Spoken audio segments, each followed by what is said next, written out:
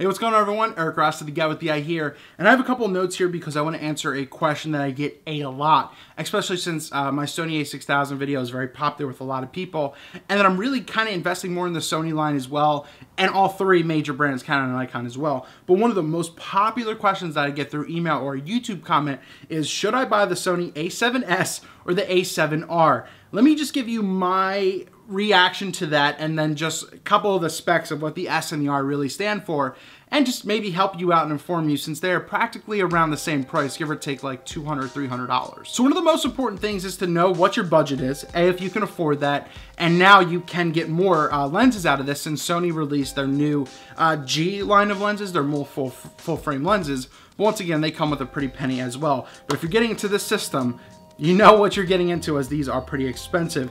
Now we have to break down what the A7S and the R mean, and I'll just give you some examples real quick. Now for the S series, like the A7S, the A7S 2, you're really getting more sensitivity. So think as S as sensitivity, so your ISO sensitivity and a little bit more of dynamic range.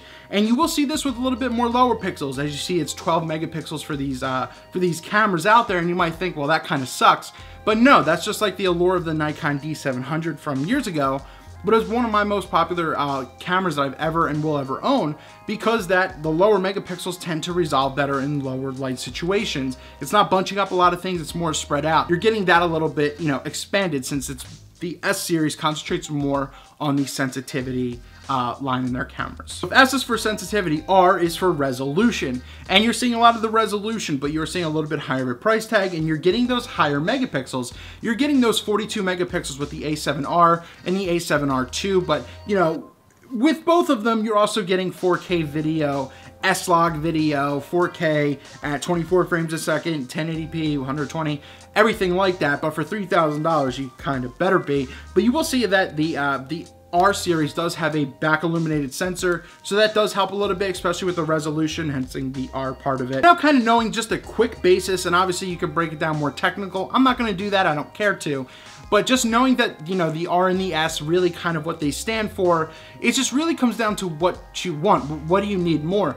If you want a little bit more detail, and more croppability, if you want to shoot maybe more sports and wildlife, obviously the R line series with the higher megapixels is going to be more appealing. Now, I'm not saying that they suck in low light. That's absolutely not the truth. You can expand those ISOs high as well, which they're just selling features at that point. But the S series is a little bit more reliable in lower light situations. So 12 megapixels is nothing to sniff at or anything like that. It's a phenomenal megapixel count, a easy workflow, faster type of camera. So just really what you want. Do you want a little bit more detail, or do you want something with an easier workflow and better, more reliable ISO sensitivity? Once again, I'm not trashing the ISO sensitivity on the A7R2 or the A7R. That's just what the S is built for, and that's really the difference. Maybe if you're more of an event and wedding photographer, you might like the S series for the sensitivity, to get that low light and make it a little bit more crisp, especially when you're using flash. But if you're more in the portraits, a little bit more details in the sports, and higher megapixels will definitely be something that you can rely on to help out if you really need, but to get the optimal most detail. Hopefully this answer really kind of helped you out quickly. And once again, you could break this down way more in depth between the S and the R, but those are the basics of it, and that's pretty much what Sony says as well. So do you want sensitivity, or do you want more resolution? That's up to you. That's up to whatever you're shooting. If you have any questions or comments, please leave those down below. If this helped you out a little bit, please just give it a thumbs up. It helps out. I swear it does, and I appreciate it. But any questions, ask below. Sensitivity overload.